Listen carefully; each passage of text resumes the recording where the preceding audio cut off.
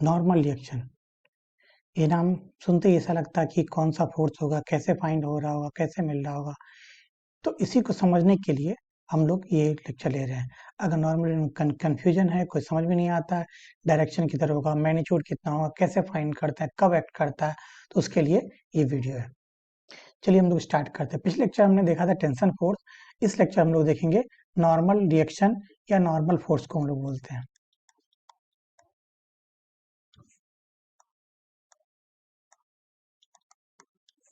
Normal reaction और normal force दोनों एक ही फोर्स का नाम है। इसको यूजुअली एन से नोट करते हैं और कहीं कहीं पे आर से, क्योंकि रिएक्शन इसलिए आर से भी नोट कई बार किया जाता है। अब इसके बारे में हम लोग कुछ चीजें, जो इंपॉर्टेंट चीजें वो समझते हैं पहले। पहला पहला सबसे इंपॉर्टेंट चीज है, ये कांटेक्ट फोर्स है। ये कांटेक्ट फोर्स है। कांटेक्ट फोर्स का मतलब हुआ ये तभी एक्ट करेगा जब दो सॉलिड बॉडी कांटेक्ट में होंगे। कांटेक्ट, और कांटेक्ट कैसा होना चाहिए? सॉलिड टू सॉलिड कांटेक्ट होना चाहिए। Solid to solid contact.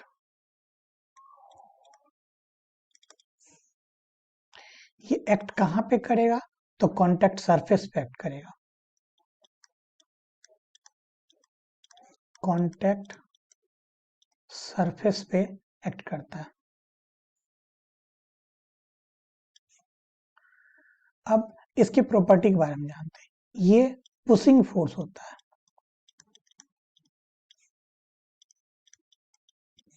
Pushing force होता है।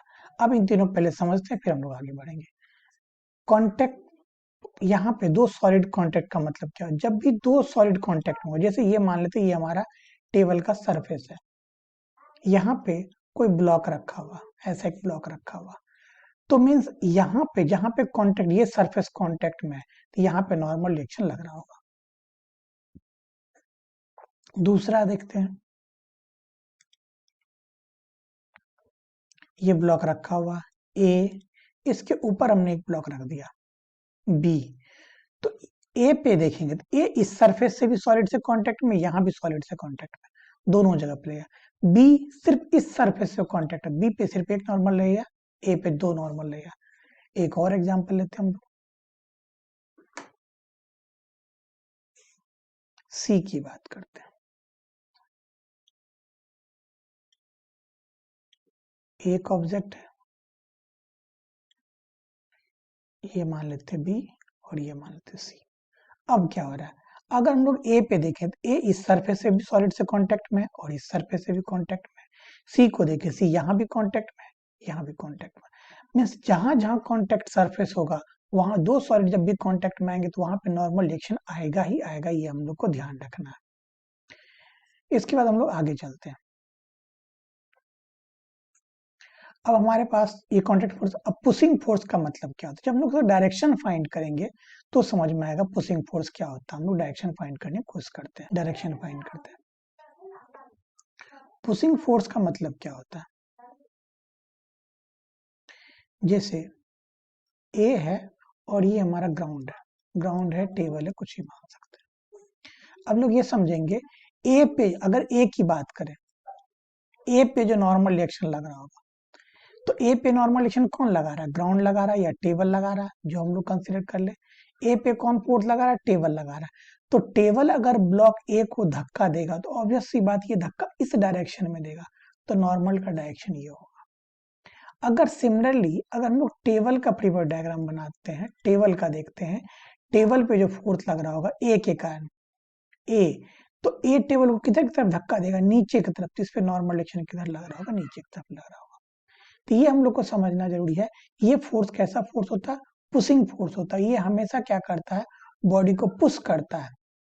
जो बॉडी लगाता है, एक बॉडी जो फोर्स लगाता है और जिसपे एक्ट होता है, तो जो फोर्स लगाता है वो दूसरे बॉडी को जिसपे लग रहा होता है उसको पुश करने की कोशिश करता है। इसी के हेल्प से हम लोग फाइंड करते हैं कि इसका डायरेक्शन क्या होगा। तो ये डायरेक्शन फाइंड करने में काफी हेल्पफुल होता है। तो ये हमने ये समझा। इसके बाद हम लोग देखते हैं, ये क्लियर हो गया हम लोग को। अब इसके बाद की बात करें नॉर्मल रिएक्शन, और हम लोग कुछ एग्जांपल लेते हैं। अब ये हमने बताया कांटेक्ट फोर्स होता है। अब हम लोग ये बोलते हैं जब कांटेक्ट फोर्स लग रहा है, मान लेते हैं एक ब्लॉक है, ये ग्राउंड पे रखा हुआ, एक ब्लॉक है जो ग्राउंड पे रखा हुआ, इसको मान लेते हैं हम लोग इधर की तरफ खींचने की कोशिश करते हैं, एफ फोर्स, ठीक है। तो अब यहाँ पे जो कांटेक्ट फोर्स लग रहा होगा, अब कांटेक्ट फोर्स यहाँ पे हमने ऊपर में तो ड्रॉ कर दिया कि इस डायरेक्शन में लग रहा है कांटेक्ट फोर्स, तो क्या ये जो डायरेक्शन में बताया है हर समय कौन ये इसी डायरेक्शन में लगेगा? नहीं, ऐसा जरूरी नहीं है, क्योंकि डिपेंड करता है क्या कांटेक्ट के थ्रू और भी कांटेक्ट का फोर्स किसी डायरेक्शन में लग सकता है, और डिपेंड करता है कांटेक्ट से कौन कौन फोर्स लग रहा है। अभी फिलहाल अगर यहाँ पे देखेंगे, अगर ये सरफेस स्मूथ नहीं है, ये सरफेस स्मूथ नहीं है, तो यहाँ पे एक फोर्स फ्रिक्शन भी लग रहा होगा, वो भी कांटेक्ट फोर्स होता है, और नॉर्मल एक्शन वो भी कांटेक्ट फोर्स था। तो हम लोग ऐसा मान लेते हैं इस पे जो कांटेक्ट फोर्स लग रहा है उसका डायरेक्शन हमारा किधर है? इधर की तरफ है। अब इस कांटेक्ट फोर्स का दो कंपोनेंट है, इस कांटेक्ट फोर्स का दो कंपोनेंट, एक कंपोनेंट इधर की तरफ जा रहा है और एक कंपोनेंट इधर की तरफ जा रहा है। ये दोनों कहाँ पे लग रहा है? कांटेक्ट सरफेस पे लग रहा है, जहां कांटेक्ट हो रहा है वहीं पे लग रहा है। तो ये जो कंपोनेंट है ये इस सरफेस के परपेंडिकुलर है, इसीलिए इसी को हम लोग क्या बोलते हैं? नॉर्मल फोर्स बोलते हैं या नॉर्मल डायरेक्शन बोलते हैं। और ये जो सरफेस के पैरेलल वाला कंपोनेंट है इसको हम लोग बोलते हैं फ्रिक्शन फोर्स, जो हम लोग आगे पढ़ेंगे। अभी हम लोग सिर्फ नॉर्मल फोर्स पढ़ रहे हैं, तो नॉर्मल फोर्स को समझेंगे और फ्रिक्शन फोर्स हम लोग नेक्स्ट वीडियो में देखेंगे। ये क्लियर हो गया नॉर्मल फोर्स। अब इसके हम लोग आगे बढ़ते हैं। अब नॉर्मल फोर्स का ये समझ में आया, कॉन्टेक्ट फोर्स। अब अगर हम लोग एग्जाम्पल की बात करें, एग्जाम्पल हम लोग दूसरा एग्जाम्पल लेते हैं। एक एग्जाम्पल हम लोग ऐसे लेते हैं, ये एग्जाम्पल है, और यहाँ पे एक रॉड रखा हुआ, ये हमारा वर्टिकल वॉल हो गया और ये ग्राउंड हो गया। यहाँ पे एक रॉड है जिसका ये पॉइंट ए है, ये पॉइंट बी है। अब इन दोनों पॉइंट पे हम लोग को फाइंड करना है कि नॉर्मल डायरेक्शन किधर होगा। अब हम लोग बी पॉइंट पे फाइंड करें, तो इसका पॉइंट है, इसका सरफेस का कॉमन सरफेस हमारा, इसका नॉर्मल हमारा किधर हो जाएगा? एन बी इधर की तरफ। सिमिलरली अगर हम लोग यहाँ पे फाइंड करें, किधर हो जाएगा? एन ए इधर की तरफ हो जाएगा। तो ये हो गया नॉर्मल डायरेक्शन। अगर हम लोग इसी पे दूसरा एग्जाम्पल लेते हैं, वो एग्जाम्पल थोड़ा ट्रिकी है, इस एग्जाम्पल को हम लोग को अच्छे से समझना है।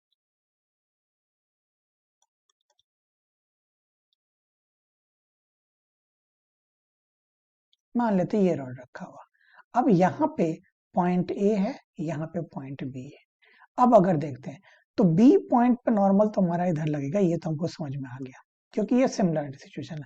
लेकिन अगर ए पॉइंट पे देखें, तो ए पॉइंट पे अगर देखते हैं तो इस वॉल का सिर्फ एक पॉइंट है और इसका सरफेस है, तो सरफेस के परपेंडिकुलर होना चाहिए। अगर पॉइंट की बात करें, पॉइंट पे किसी डायरेक्शन कॉमन सरफेस होता है, तो इसका पॉइंट है, इसका सरफेस है, तो कॉमन सरफेस का सरफेस हो जाएगा। इसका पॉइंट की बात करें तो पॉइंट पे, पॉइंट एक छोटा स्क्वायर की तरह होता है, उस पर किसी डायरेक्शन में लोग एरो ड्रॉ करेंगे तो वो उसके नॉर्मल होगा।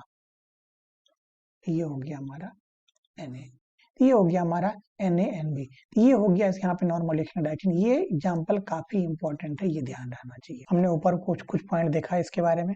पहला पॉइंट देखा, contact force solid solid contact में होता है, कांटेक्ट सरफेस के परपेंडिकुलर लगता है, इसको हम लोग नीचे लिख सकते हैं। डायरेक्शन की बात करें, अगर हम लोग डायरेक्शन की बात करें, direction perpendicular to the common contact surface। Common contact surface के क्या होता है? परपेंडिकुलर होता है। नेक्स्ट हम लोग बात करते हैं,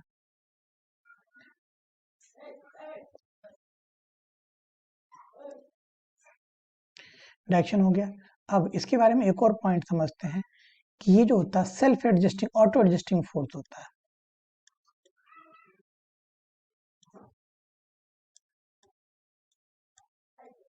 ऑटो एडजस्टिंग फोर्स होता है।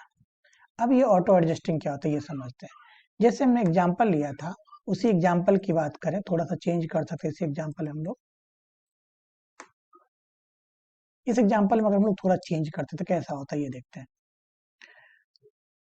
यहाँ पे हमने ऊपर में एक ब्लॉक रखा ए, ये मान लेते हैं 5 kg का, 5 kg का ब्लॉक।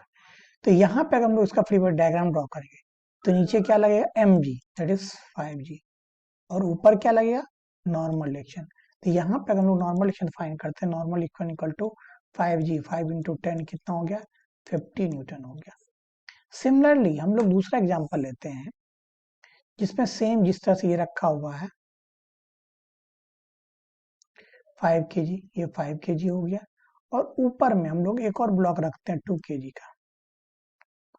अब देखते हैं नॉर्मल रिएक्शन यहाँ इसी जहाँ जहाँ पे वही नहीं, इस पॉइंट पे नॉर्मल रिएक्शन कितना होगा। तो यहाँ पे अगर नॉर्मल रिएक्शन फाइंड करेंगे तो अभी दो ब्लॉक हो गए, दोनों का प्रीवियस डायग्राम अलग से ड्रॉ करना पड़ेगा। अब हम लोग 2 kg का ड्रॉ करते हैं, तो नीचे लगा 2g और ऊपर लग गया n2। इस n2 का वैल्यू अगर फाइंड करें तो n2 कितना हो जाएगा 20 न्यूटन। अब हम लोग प्रीवियस डायग्राम ड्रॉ कर रहे हैं दूसरे का। अब प्रीवियस डायग्राम ड्रॉ करते हैं हम लोग 5 kg का, यहाँ आ गया 5 kg, नीचे लगा 5g, ऊपर n1 मान लेते हैं। अब ये जो 5 kg 2 kg पे n2 लगा है, तो रिवर्ट में जो न्यूटन थर्ड लॉ के अकॉर्डिंग तो ये भी से फोर्स लगाएगा और सेम फोर्स लगाएगा n2। अब अगर हम लोग n1 का वैल्यू फाइंड करते हैं, n1 कितना हो गया 5g प्लस n2, ये हो गया 50 प्लस 20, ये हो गया 70 न्यूटन। तो पहले केस में ये 50 न्यूटन था, अगर हम लोग दूसरे केस की बात करें, दूसरे केस में कितना आ रहा है 70 न्यूटन आ रहा है। इसीलिए हम लोग इसको क्या बोलते हैं सेल्फ एडजस्टिंग बोलते हैं।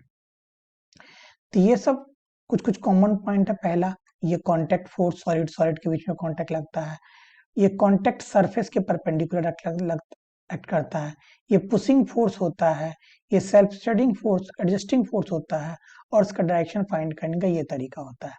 तो जहां भी दो सॉलिड बॉडी कांटेक्ट में आएंगे तो वहां पे ये फोर्स एक्ट करेगा ही करेगा, ये हम लोग को ध्यान रखना है, इसका वैल्यू हम लोग को फाइंड करना है।